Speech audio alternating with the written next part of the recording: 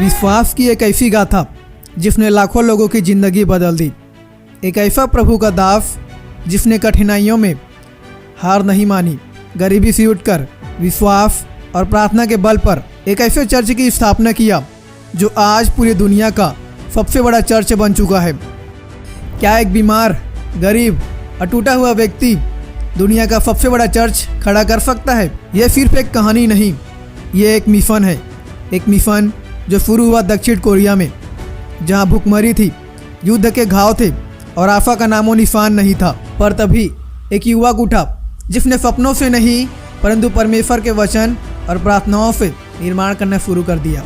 जब वह मरने की हालत में था तब डॉक्टरों ने बोल दिया था कि इसको कोई भी बचा नहीं पाएगा, लेकिन परमेश्वर के वचन ने उसे ऐसा खड़ा किया जिसकी वजह से वह करोड़ों लोगों के लिए आशीष का कारण बन गया। हम बात कर रहे हैं एक ऐसे महान आत्मिक योद्धा की जिसका नाम है पास्टर पॉल योंगीचो। उन्होंने न केवल कोरिया बल्कि पूरे विश्व में प्रभु यीशु मसीह के प्रेम और सामर्थ्य का संदेश पहुंचाया। हर कठिन परिस्थिति में उन्होंने प्रार्थना, आज्ञाकारिता और आत्मविश्वास को अपना हथियार बनाया। आज उनकी सेवा कई लाखों लोगों को दिशा दे रही है और उनका जीवन हमें सिखाता है कि जब परमेश्वर हमें बुलाता है तब राहें खुद बन जाती है। Whosoever call the name of the Lord shall be saved. 루츠가あるから希望があるんです。知恵なる神様イエスの皆によって癒してください。 14 February 1936 David योंगीचो, जिसे लोग पास्टर पॉल योंगीचो के नाम से जानते हैं, उनका जन्म बुसान में एक बौद्ध परिवार में हुआ जो उल्जू काउंटी में रहते थे, जो अब उल्फान का हिस्सा है। पॉल बचपन से ही बौद्ध धर्म को मानने वाले थे, लेकिन उन्होंने देखा कि उनका धर्म कभी भी उनके अंदर में शांति, आनंद और प्रेम की आवश्यकता को पूरा नहीं किया। पॉल को एक मिडिल स्कूल में पढ़ाया गया जहां पर उन्होंने अच्छे नंबरों से अपने अध्ययन को पूरा किया। आगे हाई स्कूल में अध्ययन कराना था, लेकिन उसके पिताजी एक मोजे और दस्ताने का कारोबार करते थे, लेकिन उनका ये व्यवसाय अच्छा नहीं चला, जिसकी वजह से उन्होंने अपने बेटे पॉल को हाई स्कूल में अध्ययन नहीं करा पाए। लेकिन पॉल ने व्यापार सीखने के लिए एक सस्ते तकनीकी हाई स्कूल में अपना एडमिशन करा लिया। उसी दौरान वह अपनी स्कूल के पास एक अमेरिकी सेना बेस पर अक्सर जाने लगे और उन सैनिकों के साथ उनकी दोस्ती भी अच्छी हो गई, जिसकी वजह से उन्होंने उन्हीं सैनिकों के द्वारा इंग्लिश भी सीख लिया और बहुत ही जल्दी उन्होंने इंग्लिश का अच्छा ज्ञान भी हो गया। उन सैनिकों के साथ अच्छी संगति होने की वजह से ही पॉल, जो कि एक गरीब परिवार से था, उसने अंग्रेजी भाषा को सीख लिया, जो आगे चलकर उसके लिए बहुत ही ज़्यादा उपयोगी साबित हुआ। कहते हैं ना कि बुरा संगति अच्छे चरित्र को बिगाड़ देती है, लेकिन यदि वही संगति अच्छे लोगों के साथ में हो तो बुरा चरित्र को भी वह संवार देती है। पॉल के बचपन के दौरान कोरिया में युद्ध हुआ, जिसकी वजह से बहुत सारे लोग मारे गए और उनका फसल और उनकी संपत्ति बड़े पैमाने में खत्म हो गई, जिसकी वजह से पॉल के परिवार में पैसों और भोजन की इतनी कमी हो गई कि उन्हें अब दिन में एक ही बार भोजन मिलता था। 1953 में वे सबसे खतरनाक बीमारी कुपोषण का शिकार हो गए और खराब परिस्थितियों की वजह से उनका दिल बड़ा हो गया और साथ ही उनका फेफड़ा भी अब खराब होने लग रहा था। इस बीमारी की वजह से डॉक्टरों ने जवाब दे दिया था कि पॉल 3 महीनों के भीतर ही उनका मृत्यु हो जाएगा और उन्होंने कहा था कि इस बीमारी की वजह से उनको कोई भी नहीं बचा सकता है। पॉल बचपन से ही अपने पिता को देखते थे बौद्ध से प्रार्थना करते हुए, लेकिन कभी भी उनकी प्रार्थना सुनी नहीं गई। और अब भी जब उनका परिवार इस बड़ी संकट में फंसा हुआ था, तब पॉल के पिता बौद्ध से प्रार्थना करते हैं, लेकिन अब भी उनकी प्रार्थना सुनी नहीं गई, जिसे देख पॉल बहुत ही ज़्यादा निराश हो जाते हैं। एक दिन एक मसीह बहन पॉल के घर आई और उसने पॉल को प्रभु यीशु मसीह के बारे में बताने लगी। उस वक्त पॉल ने उसकी बातों को सुना नहीं और उस लड़की को अपने घर से जाने का आदेश दे दिया। पॉल उस मसीह बहन को कोसने लगा और उसे धमकी भी देने लगा, लेकिन फिर भी वह मसीह बहन पॉल के हालात को देखकर वह कई दिनों तक उसके घर में आने लगी और उसके लिए प्रार्थना करती थी। पॉल उस गंभीर बीमारी की वजह से मर रहा था और उसको बचने का कोई भी उम्मीद नहीं था। 5वें दिन जब वह मसीह बहन उसके घर में आई और पॉल को प्रभु यीशु मसीह के प्रेम के बारे में बताई और उसके लिए प्रार्थना की, तब पॉल रोने लगा और उससे कहा कि वह प्रभु यीशु मसीह के बारे में जानना चाहता है। इसलिए उस मसीह बहन ने अपने बाइबल के साथ उसे एक नया नियम भी दे दिया और उसे प्रभु यीशु मसीह के जीवन को पढ़ने के लिए बोला गया। पॉल अपनी कमजोर अवस्था में ही वह एक अमेरिकी मिशन में चला गया, जहां पर उसने प्रभु यीशु मसीह के बारे में संदेश को सुना और वहीं पर उसने प्रभु यीशु मसीह पर विश्वास भी किया और अपने जीवन को पूर्ण रीति से उसने प्रभु यीशु मसीह को सौंप दिया और वहीं पर उसने बपतिस्मा भी लिया। जब उसके परिवार ने सुना कि पौल ने प्रभु यीशु मसीह को अपना लिया है, तब उन्होंने पौल को स्वीकार करने से मना कर दिया और उसे घर से निकाल दिया। लेकिन एक अमेरिकी मिशनरी लुईस रिचर्ड ने उसे अपने घर में ले लिया और मरते हुए पौल को प्रभु यीशु मसीह के बारे में सिखाना शुरू कर दिया और उसे उसकी बीमारी से ठीक होने के लिए उसे प्रभु यीशु मसीह से प्रार्थना करने के लिए उसे सुझाव दिया गया। एक रात जब पौल प्रार्थना कर रहे थे, उसी समय पौल ने अपने सामने में प्रभु यीशु मसीह को देखते हैं, जिसकी वजह से उसका विश्वास और प्रभु यीशु मसीह के प्रति प्रेम और भी बढ़ गया। उसी रात पौल आत्मा में भरकर प्रार्थना कर रहे थे, तभी वह अपने मुख से अन्य भाषा बोलने लगा। उस वक्त पौल डर गया या सोच करके उसके साथ में यह क्या हो रहा है, लेकिन उस अमेरिकी मिशनरी ने उसे समझाया कि यह तो पवित्र आत्मा का दान है जो तुझे मिला है। और यह घटना बाइबल में भी दिया है, जिसमें बताया गया है कि एक साथ बहुत सारे लोग ने अन्य भाषा को पवित्र आत्मा के द्वारा प्राप्त किए थे, जो अब तुझे मिला है। हालांकि उस वक्त पौल के शरीर में कमजोरी की वजह से अभी भी कुछ प्रभाव थे, लेकिन डॉक्टर ने पाया कि उसके फेफड़े जो खराब हो रहे थे वह पूरी तरह से ठीक हो चुके हैं और साथ ही उसका दिल भी अपने सामान्य कार्य में वापस आ गया है। जिस बीमारी की वजह से सभी डॉक्टर्स ने पौल को जवाब दे दिया था कि पौल 3 महीनों के भीतर में मर जाएगा और कोई भी उसे बचा नहीं पाएगा, उसी पौल को परमेश्वर ने 6 महीनों के भीतर में ही पूरी तरह से ठीक कर दिया। और अब पौल जान गया था कि यीशु मसीह ही सच्चा परमेश्वर है, जिसने उसे मौत के मुंह से बचाया है। इसलिए सन 1954 में पौल ने फुल गॉस्पल बाइबल स्कूल में दाखिला किया और 1958 में उन्होंने और उनकी होने वाली साफ जफील चोई ने सियोल के बाहर युद्ध से पीड़ित स्थानों में और गरीबी से जूझ रहे स्थानों में एक तंबू लगाया। वहाँ कोई सीट नहीं थी, केवल जमीन पर पुवाल की चटाई बिछाई गई थी। लेकिन चोई ने प्रार्थना किया और वहाँ पर पौल ने उपदेश देना शुरू कर दिया। हर रविवार की सुबह वह पहाड़ी की चोटी पर जाता और छतों से चिल्लाता, चर्च का समय हो गया है, चर्च में आओ। इस प्रकार से पौल चिल्लाकर लोगों को चर्च में बुलाता था और उन लोगों के मध्य में पौल सेवा करता और प्रभु यीशु मसीह के वचन का प्रचार करना शुरू कर दिया था। मई 1958 में पौल अपने मित्र के घर में अपनी पहली वर्षिप सेवा को आयोजित करता है, जिसमें केवल चोई और उसके 3 बच्चे सेवा में शामिल होते हैं। लेकिन चर्च तेजी से बढ़ा और जल्द ही 50 सदस्यों तक पहुंच गया। पौल और चर्च के सदस्य ने दरवाजे खटखटाना और लोगों को चर्च में आने के लिए आमंत्रित करने का एक जोरदार अभियान शुरू किया गया और 3 साल के भीतर ही यह 400 सदस्य तक बढ़ गया। 1961 में चर्च ने सेओडेमुनगू में अपनी पहली जमीन खरीदी। जनवरी 1961 में चर्च के हर एक सदस्य को तब झटका लगा जब पौल को दक्षिण कोरियाई सेना द्वारा भर्ती किया गया। उन्होंने एक अमेरिकी मिशनरी जॉन हटन को अपने स्थान में चर्च का पादरी बनने के लिए कहा। हालांकि सेना में पौल की सेवा बहुत ही कम थी। उसी दौरान पौल ने पाया कि उन्हें एक और गंभीर बीमारी है जो उसके आंत में थी, जिसकी वजह से उनका सर्जरी बहुत ही जरूरी था। इसलिए इस बीमारी की वजह से ही उन्हें केवल 7 महीने की सेवा के बाद ही उन्हें सेना से छुट्टी दे दिया गया। सेना से छुट्टी मिलने के बाद पौल ने लगातार खराब स्वास्थ्य के बाद भी उन्होंने फिर से परमेश्वर की सेवा को जारी रखा।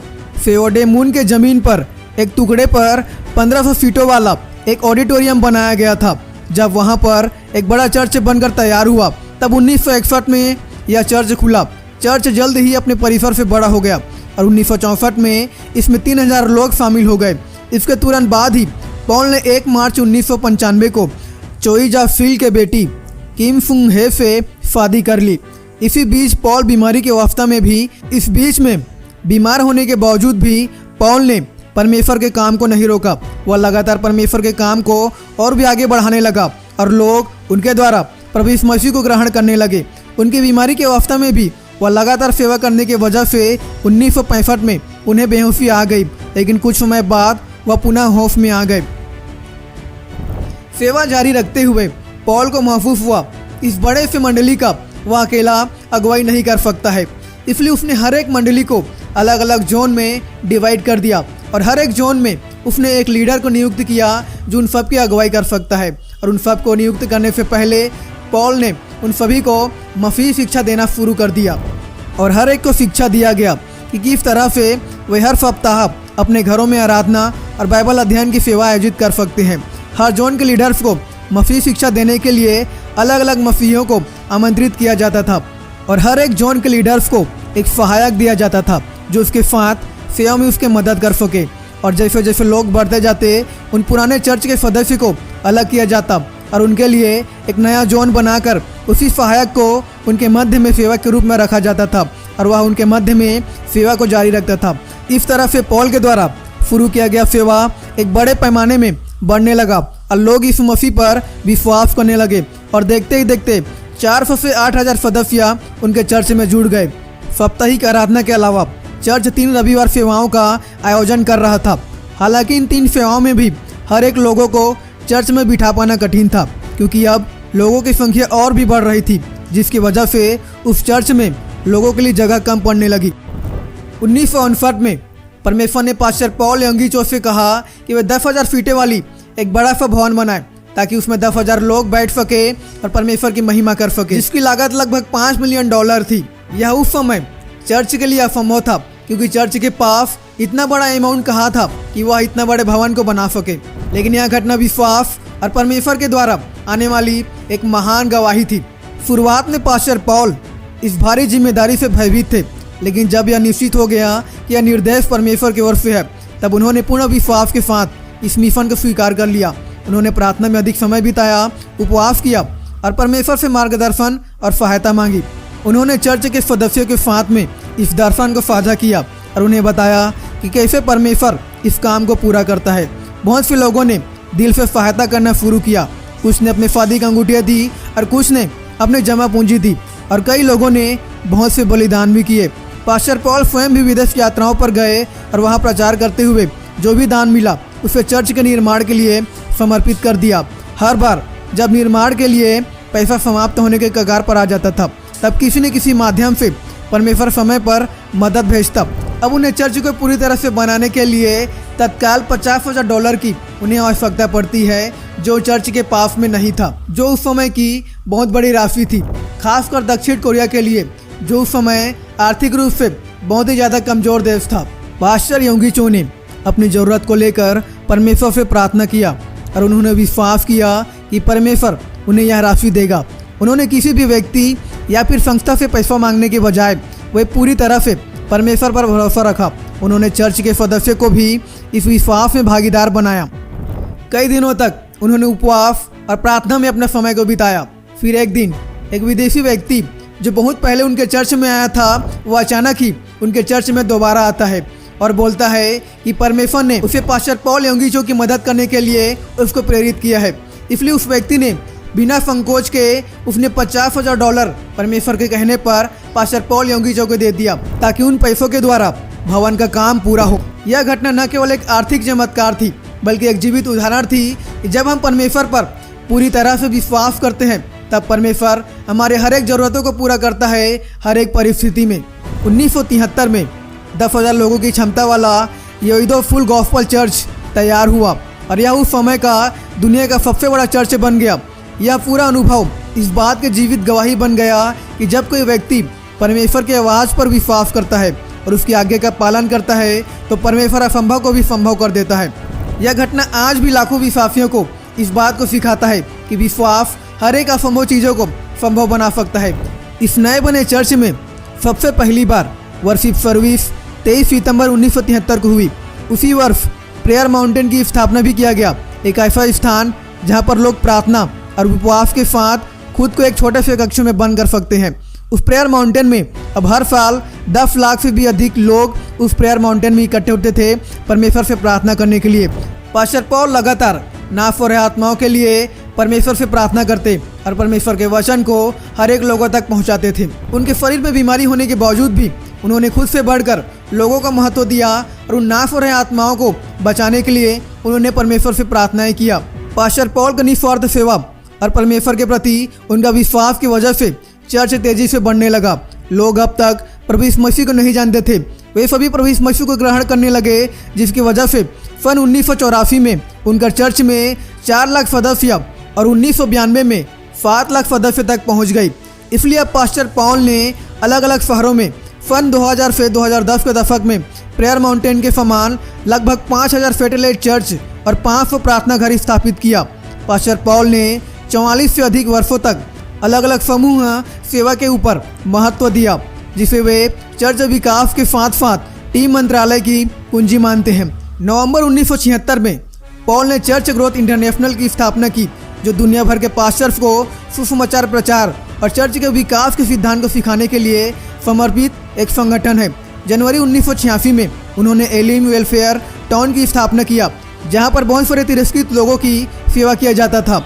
उसी वर्ष मार्च में उन्होंने हानफी विश्वविद्यालय की स्थापना किया। वे 1982 से 2000 तक world assemblies of God fellowship के अध्यक्ष थे और नवंबर 1998 से कोरियन क्रिश्चियन लीडर्स एसोसिएशन के अध्यक्ष के रूप में काम कर रहे थे। उन्होंने 1999 में गुड पीपल चैरिटी संगठन के अध्यक्ष के रूप में काम किया था।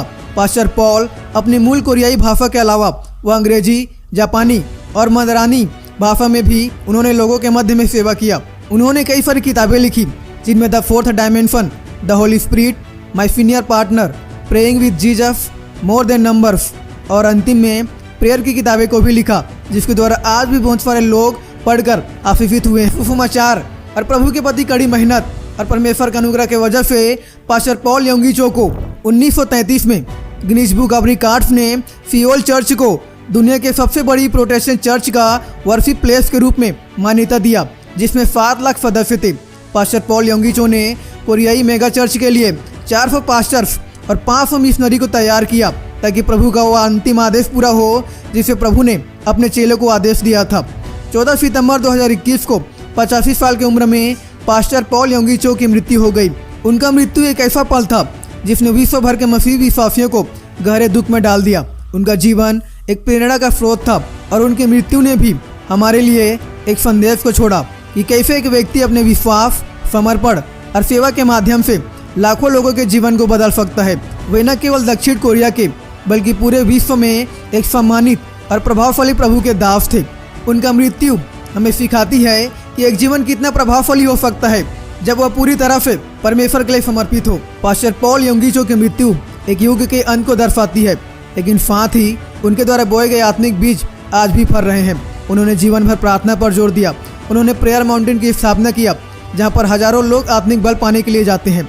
वे मानते थे कि प्रार्थना से असंभव को भी संभव बनाया जा सकता है, और यही कारण है कि उनकी मृत्यु के बाद भी लोग उनके द्वारा सिखाई गई हर एक बातों को और सिद्धांतों को याद करते हैं। पास्टर पॉल योंगी चो का जीवन हमें यह सिखाता है कि यदि एक व्यक्ति पूरी तरह से समर्पण और प्रार्थना के साथ परमेश्वर पर विश्वास रखता है, तो वह झोपड़ी से भी उठकर दुनिया की सबसे बड़ी चर्च का नींव रख सकता है।